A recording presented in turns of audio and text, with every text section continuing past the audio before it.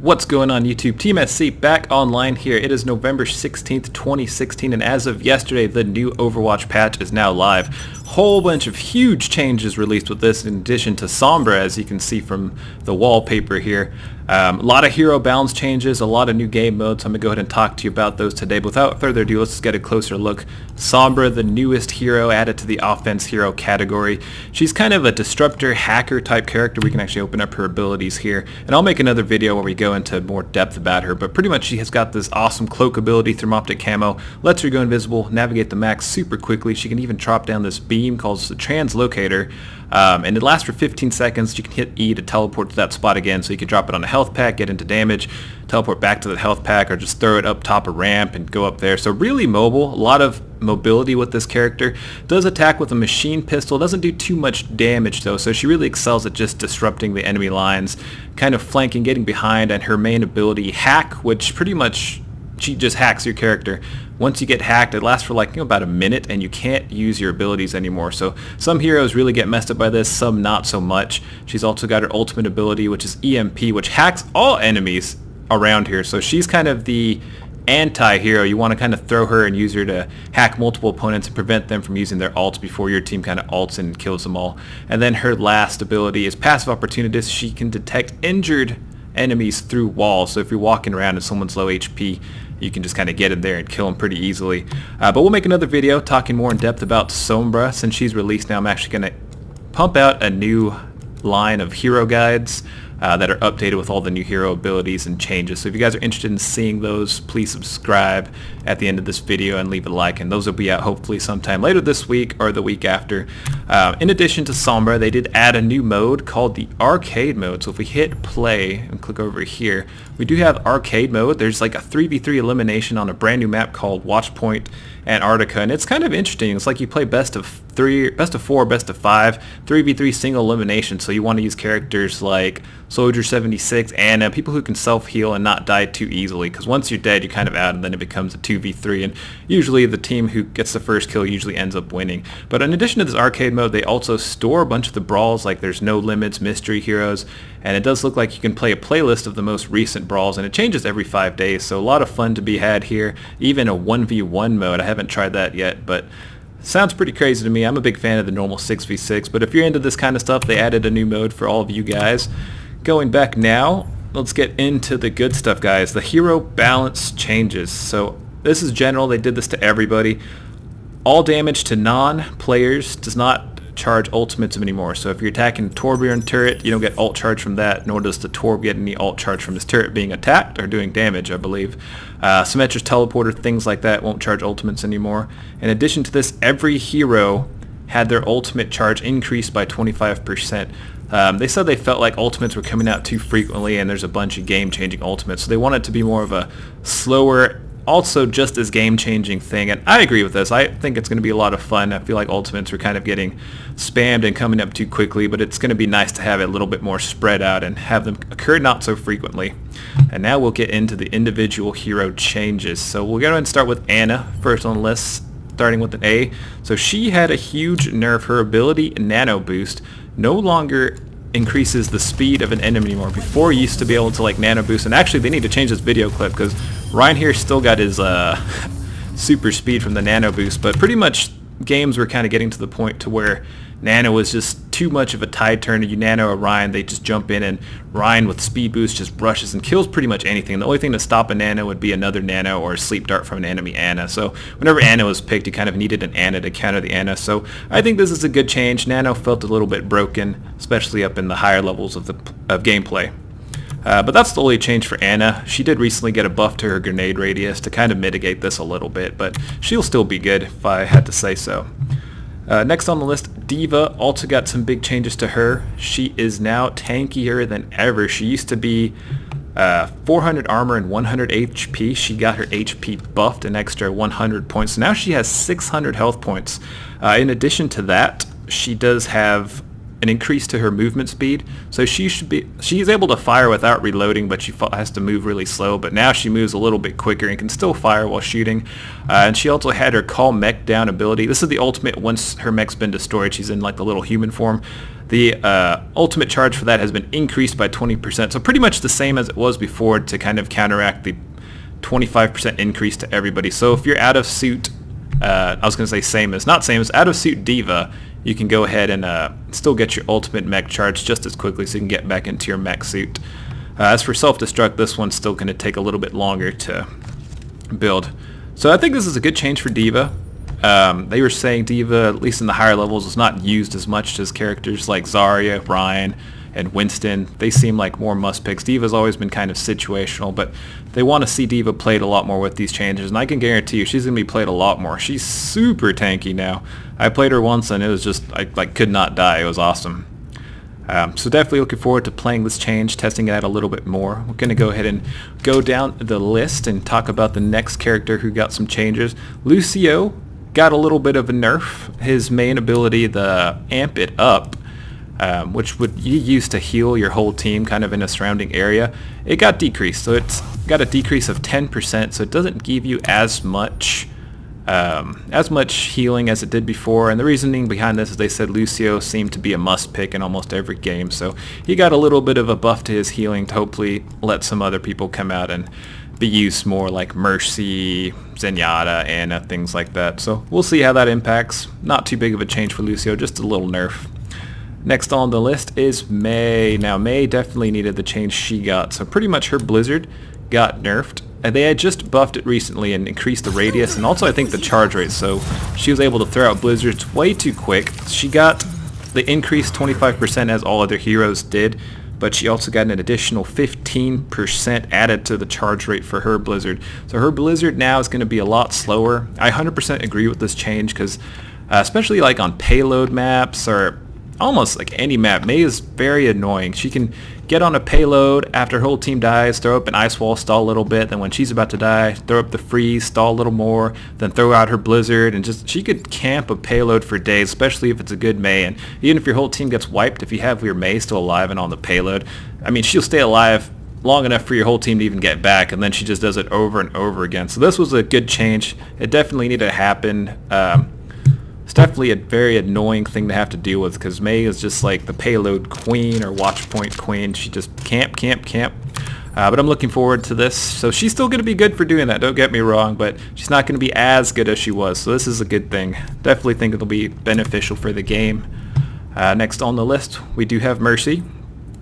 She got a little buff. I actually do like it. As you can see, we have the Witch Mercy. She is awesome. Pretty much her passive ability is Angelic Descent. Actually, she's got two passive abilities. She has this one, and the other one's not even on here, which is weird. But if you don't know, after 3 seconds of not being in battle, Mercy will normally heal herself. But they did buff that, so now she only has to be out of combat for 1 second, and then she'll automatically start to regenerate. So this is kind of to get Mercy used a little bit more. So Lucio got a little buff, but Mercy got a pretty big buff. I think it's big. 1 second out of battle is not long, and then you just start healing up. So that way you don't ever have to worry about yourself dying, unless you just get flanked or killed in one shot. So good change for Mercy. Now we're getting on to some bigger ones. Farah, oh my god, she got a sick buff, guys. So pretty much her rocket. Let's talk about her rocket. I wonder, I don't think they edited it here, but as you can see with the rocket initially, the character does get knocked back a little bit when they get hit. They completely removed the knockback, so it will no longer knock characters back like this, but in addition to this, they increased her explosion damage by 13%. So whenever a rocket hits, there's the main damage that the rocket does, and then that little like fire around is kind of like splash damage. They buffed the splash damage, so pretty much if enemies clump up and you hit them with rockets, your rockets won't knock them back. They'll still stay together, and then they'll take the full amount of the splash damage from the rockets. So this is a good buff for her weapon, definitely going to make killing groups of enemies a lot more satisfying, and definitely reward players who can aim their rockets and anticipate enemy movements better. But that's not all, guys. She did get a buff to her jump jets, which is the ability that allows her to fly. This is without the buff. They added 35% lift increase, so she goes much higher now. It's definitely going to be high in the sky. And in addition to this, they didn't mention it, but I've noticed playing her, it feels like they edited her controls. It's a lot easier to move forward, backward, left, and right, and just aim your rockets while being in the sky. So they definitely gave Pharah some much needed love. I feel like she's going to be kind of a plague in the lower ranks where they don't have that good, that many good hit scan players like McCree or Soldier to deal with her. But up high, she'll hopefully get a little bit more playment with her new buffs. So good buff, great buff for Pharah. I'm going to like seeing her played more, unless I'm playing against her, then in that case I'm probably going to be angry. Next on the list, Soldier 76. Got a buff he definitely needed. It feels like he's been overshadowed by McCree a lot as far as damage output.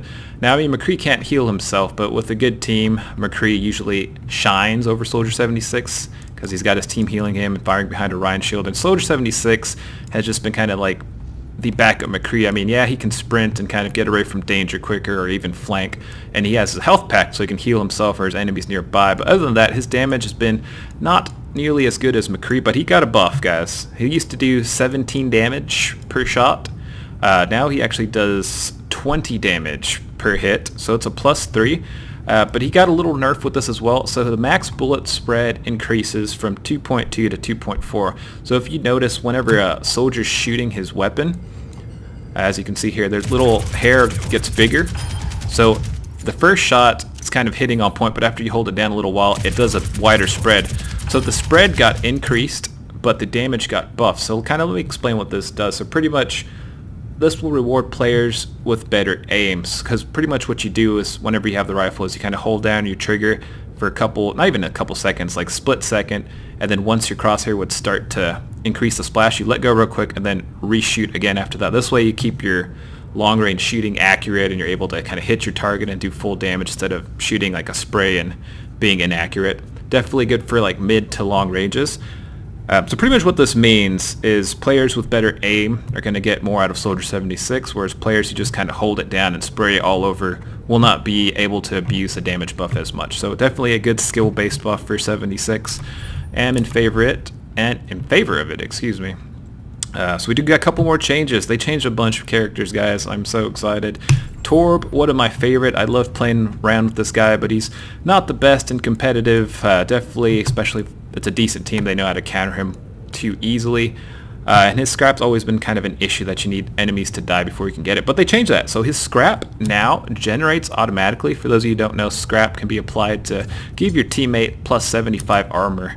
So this is going to make Torb definitely more of an interesting character because you can actually do more strats now, like kind of even use him on offense and just try to stay alive a little bit, wait till your armor packs build up, and then boom, drop 4 armor packs, give it to like a Zarya, Zenyatta, 2 other people who can really abuse it, players with shield. And there's so many more options now that armor packs generate on their own. In addition to that, scrap from enemies got nerfed a little bit. So it used to be whenever enemy dies, you can go pick up the scrap, and it gets you like 25 scrap, as you'll see here. It's got decreased by 40%, so it's not going to get you as much scrap anymore. So you can still get scrap from enemy kills to get your armor quicker, but it does auto-generate on its own. So this definitely opens up a lot more strategies that I'm excited to see. Definitely going to experiment with some offensive Torb here in the future. But also, Forge Hammer got the swing rate increased by 25%. This means Torb can create level 2 turrets about 25% quicker than he used to be able to. This is definitely going to make him more flexible. Usually Torb's whole thing is getting a turret up and keeping it alive, but once that turret dies, it can be very hard to get another turret up because they just keep attacking you and killing you, and after you're engaging the enemy, it's hard to actually find a moment to get away from them to put your turret up. So they definitely buffed the speed a little bit. Going to reward players who are able to kind of navigate through that and find a spot to hide for a couple seconds to get their turret up. They also did nerf the damage of the hammer. So the hammer swings quicker, but it will also not do as much damage because you can use this as a melee weapon, guys. You can attack people with this hammer. So it's a lot faster than you see here. So they wanted it to be used to kind of put the turrets up quicker and not be used as a crazy melee ninja weapon. So I'll always 100% agree. Symmetra's got some big changes coming too, but they didn't announce them yet. Hers is going to be a little bit more of a complete hero workup from the ground up, from what I hear. Alright, 2 more left, guys. Widowmaker got some pretty good buffs. Her Venom Mine, I never knew this, but apparently if you're in the area of your venom mine and an enemy tricks it off, I guess if you were nearby, you would get poisoned as well. So now you won't get poisoned from your own venom mine anymore. So small little buff for her. But her Widow's Kiss, which is her sniper, that's not the one, this one right here. Pretty much whenever you zoom in your lock-in view, it takes a couple seconds to charge to 100% so you can do full damage. They increased the rate of that by 20%, so now it increases a lot quicker than this for sure. And even the animation time got buffed, I think last patch as well. So Widow should be more of a viable character. Definitely good to see some changes. I was hoping they would decrease the time of her grappling hook so she could be more mobile and kind of be all over the place, but I guess they haven't decided to go that route yet. And they need to update all these videos. They're all misleading now. They've changed the game so much. Alright, one more character, guys. Zarya, the super tank, got a little bit of a nerf. Her projected barriers, which used to be used to buff her damage. So for example, if she throws like a barrier on herself, if they destroy her whole barrier, she would get like 50% charge to her gun. And the projected barrier, same thing. If she barriers an ally, she would get charged to her gun as well. As you can see, once that whole shield gone, her power went up all the way up to 50. They nerfed both of these barriers. Now they gave her a power charge of 20% less. So that means one barrier will only get her up to 40% power for her particle cannon. If she gets two good barriers, she will only be at 80%. So it's going to be a little bit harder to get to 100%. I think they just felt like good Zaryas were just staying at 100% all the time, and then turned Zarya into like pretty much a DPS hero because she does so much damage. Definitely a lot of trouble to deal with, and I think they want her used a little less because Zarya has been a big staple tank, especially in the top levels. Her Graviton Surge is just too good, kind of funneling enemies up so you can combo with other ultimates. But this is a summary, guys. These are all the changes. I'm glad this patch finally released. I am actually going to be posting updated hero guides for all the categories: offense, defense, tanks, you name it.